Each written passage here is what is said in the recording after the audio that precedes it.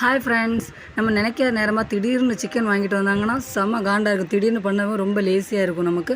அந்த டைமில் night time நம்ம வேறு தோசைக்கு சாம்பார் சட்னி எல்லாம் ரெடி பண்ணி வச்சுருப்போம். அப்போ சிக்கனை வாங்கிட்டு வந்தாலும் கொஞ்சோண்டு சிக்கன் எடுத்து இந்த மாதிரி ஈஸியாக நான் பண்ணிட்டேன்.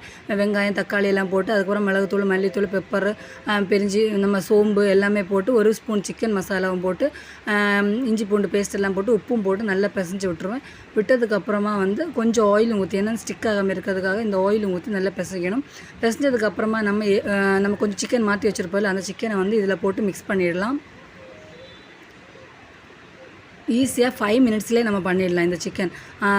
வேறு எதாவது இப்போ கறி மாதிரி தேங்காயெல்லாம் ஊற்றி அந்த மாதிரிலாம் பண்ண வேண்டிய தேவையில்லை.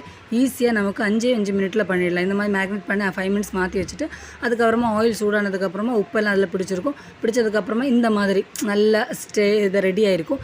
இது எல்லாமே அதில் ஒரு பீஸாவும் போடலாம், இல்லை டோட்டலாகவே கரண்டியில் எடுத்து இப்படியும் போடலாம். பீஸா போட்டு மேலாப்பில் இல்லை வெங்காயம் தக்காளி அந்த மசாலாவும் போட்டுக்கலாம், இல்லை டோட்டலாகவும் எடுத்து போட்டாலும் செமையாக வெந்து வரும். எல்லாமே போட்டதுக்கப்புறமா ஒரு கரண்டியில் இப்படி கொஞ்சம் ஒன்று கிளறி விட்டுருங்க.